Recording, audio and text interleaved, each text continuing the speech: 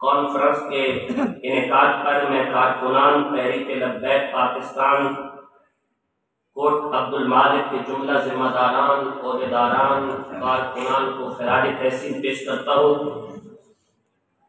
और आज की इस मुबारक और बाइज़्ज़त नशिस्त में मैं पैकर सिद्क़ सफ़ा असीर नामूस रिसालत व नामूस सहाबा व अहले बैत पैकर सिद्क़ सफ़ा शेर अहले सुन्नत हज़रत अल्लामा मौलाना मोहम्मद अशरफ शाकिर के हुक्म की तामील में आपसे मुखातिब होने की सआदत हासिल कर रहा हूँ।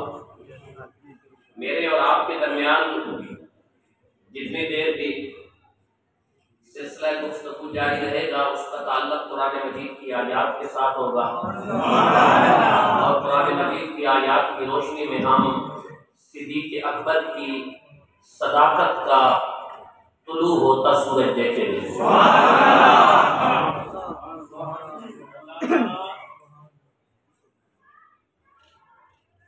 ये मेरे और आपके दरमियान कुरान पाक मौजूद है और मैंने कुरान मजीद फुरकान हमीद की सूरह अनफाल की जिसका ताल्लुक कुरान मजीद के पारा नंबर 9 के साथ है, इसकी आयत नंबर 30 और 31 को तिलावत किया है।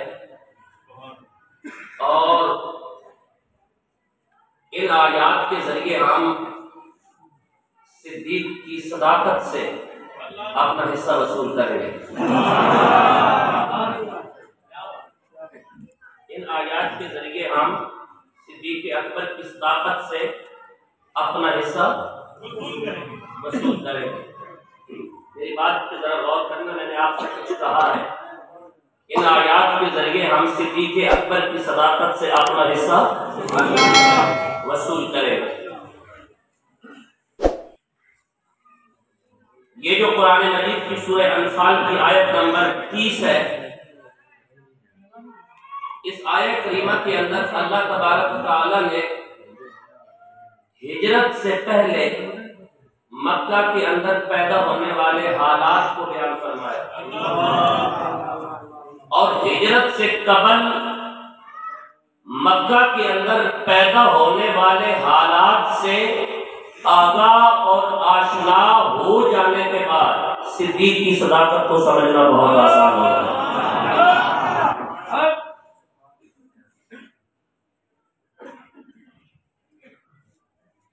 जब भी कोई आलिम दीन गुफ्तगू करे तो उससे एक डिमांड करें कि वो आयत का शान नज़ूल बयान करे।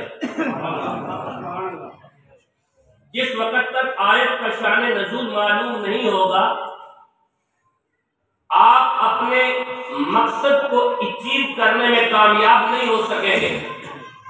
मकसद के हुसूल के लिए आयत का शान नज़ूल मालूम होना जरूरी है कि आयत कब नाज़िल हुई, कहाँ नाज़िल हुई, क्यों नाज़िल हुई, जमीन पर वो ऐसे कौन से हालात थे कि जब अल्लाह तबारक व तआला ने कुरान की फलां फलां फलां आयत को बज़रिया जिब्राईल सीना अलम नशरह के सपोर्ट फरमाया।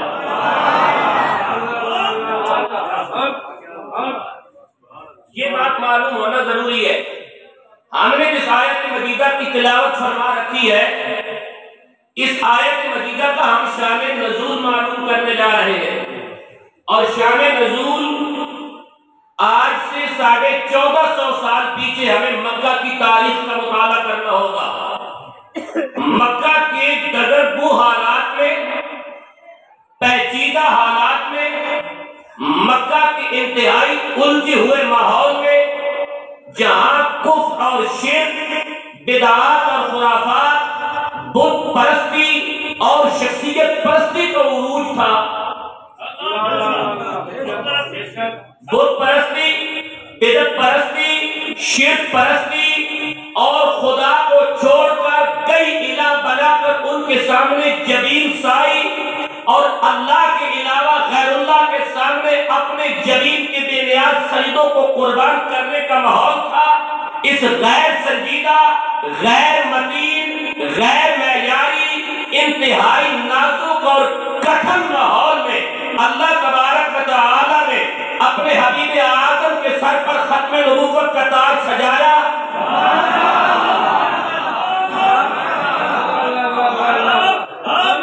और इन पेचीदा माहौल में जब खत्म नबूवत का ताज सरे खत्म नबूवत पर सजाया गया तो सबसे पहले इस गुलशन खत्म नबूवत के अंदर जो बहार आई, उस बहार की पहली कली और फल का नाम अबू बकर है।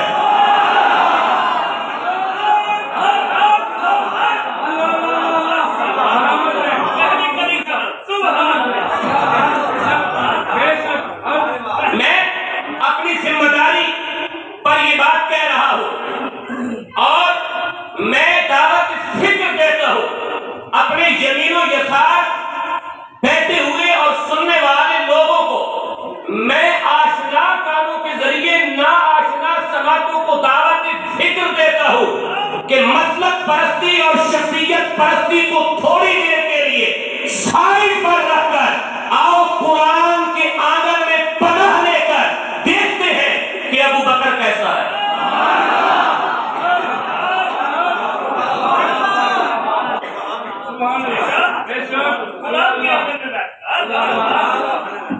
मैं एक बात यहां जनाब के गोश गुजार करता हूं और उसके बाद मैं आयत के शान नज़ूल की तरफ बढ़ता हूं। अबू बकर कुनियत है, अबू बकर बकर का अबू, जबकि सिद्दीक़ अकबर की तारीख को जब हमने देखा तो सिद्दीक़ अकबर की औलाद में कोई बेटा भी बकर नाम का नहीं है, तो फिर सिद्दीक़ अकबर अबू बकर क्यों है?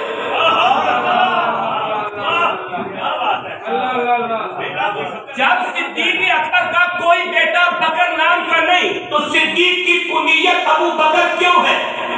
तो बकर कहते हैं बारिश के पहले कतरे को।